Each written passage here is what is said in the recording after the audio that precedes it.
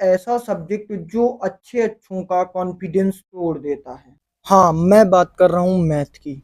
अगर तुम भी उन स्टूडेंट में से हो जिन्होंने ज़्यादा पढ़ाई नहीं की लेकिन सिर्फ पास होना चाहते हैं, ये वीडियो स्पेशली आपके लिए है। तो देखिए, जो आज का हमारा टॉपिक है कि मैथ में पास होने के लिए दोस्तों, अगर आपको कुछ भी नहीं आता तब भी आप बोर्ड एग्जाम में मैथ में बहुत ही आसानी से पास हो सकते हैं। ठीक है, तो सबसे पहले हम बात करते हैं दोस्तों बहुविकल्पी की, कि मान लीजिए आपके बोर्ड एग्जाम में कोई बहुविकल्पी आ जाए तो आप उसको कैसे करेंगे ट्रिक के द्वारा। ठीक है दोस्तों, तो सबसे पहले अगर मान लीजिए आपको आपके बोर्ड एग्जाम में जो बहुविकल्पी आते हैं 10 आते हैं या 20 आते हैं भाई। ठीक है, मान लीजिए आपके बहुविकल्पी आते हैं और वो सभी आपको आते हैं, मतलब जितने भी बहुविकल्पी आपके पेपर में आए हैं वो सभी आपको आते हैं, तो आप उनको पहले पेज में कर सकते हैं। पहले बात को दोस्तों ध्यान से सुनिएगा, क्योंकि ये बहुत मोस्ट इंपॉर्टेंट है। क्योंकि अगर आप एक एक मिस्टेक करते हैं ना, तो टीचर की नज़रों में आपको जो इंप्रेशन है वो डाउन हो जाएगा, फिर नंबर आपको नहीं मिलेंगे। ठीक है, तो अगर आपको सभी बहुविकल्पी आते हैं तो आपको पेपर के पहले करना, अगर नहीं आते तो अगर आपको कुछ भी नहीं आता, मतलब बहुविकल्पी एक भी नहीं आते, तो आप उनको लास्ट में कर दीजिएगा। ठीक है, अब कैसे करना हम आपको लास्ट में बताएंगे। ठीक है, अब बात करते हैं दोस्तों, मान लीजिए ये सिद्ध करने वाला सवाल है, अगर आपके बोर्ड एग्जाम में ये आ जाता है तो आप इसको कैसे करेंगे दोस्तों, बहुत ही आसानी से। ठीक है, अब देखिए, कोई भी सिद्ध करने वाला सवाल आए तो उसको दोस्तों आप ट्रिक के द्वारा कर सकते हैं, आपको बहुत ही पूरे के पूरे नंबर मिलने वाले हैं। ठीक है, तो अब मान लीजिए ये है सिद्ध करने वाला सवाल। अब देखिए, सिद्ध करने वाले सवाल में दो स्टेप होते हैं, ये होता है लेफ्ट हैंड साइड, ये होता है राइट हैंड साइड। मतलब लेफ्ट हैंड साइड को लेके हम राइट हैंड साइड को निकालते हैं। ठीक है, तो हमने क्या किया दोस्तों, इधर सोल्यूशन लिखा, फिर हमने क्वेश्चन को नीले पेन से पूरा लिख दिया कि ठीक है। इतना करने के बाद दोस्तों अब देखिए, सिद्ध करने वाला सवाल है तो हमने क्या किया, लेफ्ट हैंड साइड को ले लिया। लेफ्ट हैंड साइड को दोस्तों लेने के बाद क्या करेंगे, हम इसको ले लिया।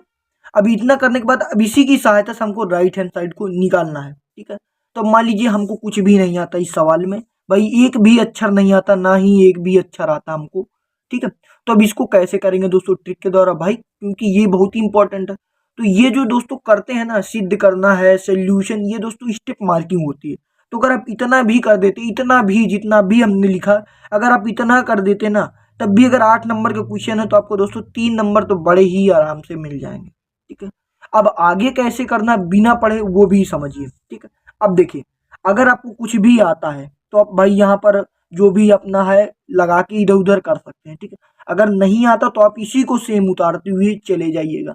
भाई आपको कॉपी खाली नहीं छोड़ना, लेकिन अगर आप मान लीजिए अपने बोर्ड एग्जाम में कॉपी खाली छोड़ देते हैं ना, तो भाई आपको एक भी नंबर नहीं मिलने वाले दोस्तों, आपको एक भी नंबर नहीं मिलेंगे। ठीक है, अगर आप कॉपी खाली छोड़ते हैं तो, अगर आप कॉपी खाली नहीं छोड़ते हैं तो अगर आपको भाई 5 नंबर का क्वेश्चन है तो 2 से 3 नंबर बहुत ही आसानी से दोस्तों आपको मिल जाएंगे। ठीक है, तो अब आपको कुछ भी आता हो तो आप इसमें लिखते हुए चले जाइएगा भाई, कोई दिक्कत नहीं होगी। ठीक है, अब इतना करने के बाद दोस्तों अब आपको क्या करना है। ठीक, अब देखिए, ये जो जितना खाली पेज आपको नहीं छोड़ना, आपको इसमें लिखना है भाई, सेम उतारते हुए चले आना। अब देखिए भाई, आपने कुछ भी नहीं पढ़ा तो अगर आप इतना कर देंगे ना तब भी आपको नंबर मिलेंगे।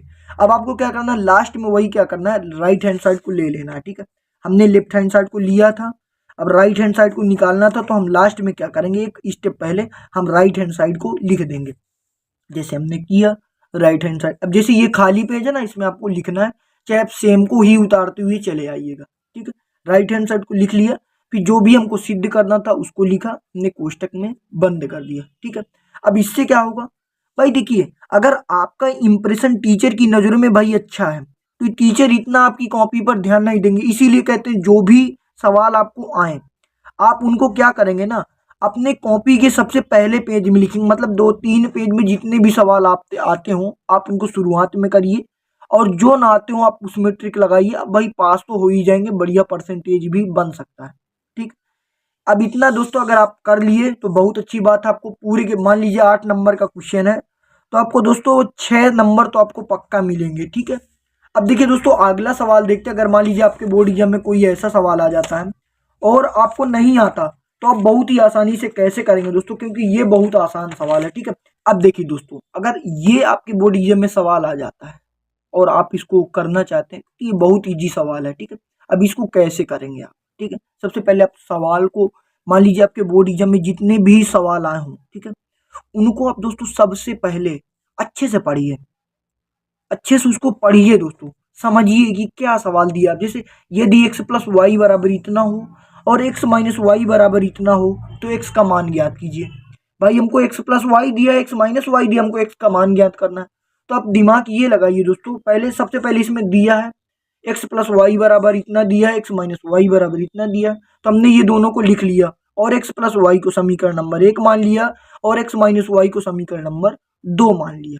ठीक है दोस्तों, इतना करने के बाद हम क्या करेंगे, अब देखिए इसमें अपने को ज्ञात क्या करना था, ज्ञात करना था x बराबर x ज्ञात करना था। ठीक है हमको, तो अब अगर हम क्या करें, समीकरण 1 और 2 को जोड़ दें तो भाई हमारा x बस बचेगा, मतलब प्लस से y है माइनस से y है तो ये तो हट जाएगा, हमारा x बस बचेगा 2x हो जाएगा वो जुड़ के। ठीक है, तो हम ऐसा ही करेंगे कि समीकरण 1 प्लस 2 मतलब समीकरण 1 व 2 को जोड़ने पर। ठीक है दोस्तों, इतना करने के बाद हम इतना कर लेंगे। ठीक है, अब आएंगे आगे। अब देखिए हमने समीकरण 1 व 2 को जोड़ दिया, प्लस वाई माइनस वाई ये कैंसिल हो गया, अब यहाँ पर हो गया 2x। ठीक है, 2x हो गया, ये कोष्टक में हो गया। ठीक है, इतना करने के बाद दोस्तों हम क्या करेंगे, x बराबर भाई, अब देखिए ये x के बगल में जो 2 है ये गुणे में है, तो जब ये इधर जाएगा तो भाग में हो जाएगा, तो भाई जो 10 था वो 5 हो जाएगा, जो 2 है वो 1 हो जाएगा, जो 0 है वो 0 रहेगा और जो 8 है वो 4 हो जाएगा, क्योंकि भाई 2 का 0 में भाग देंगे तो 0 ही जाएगा।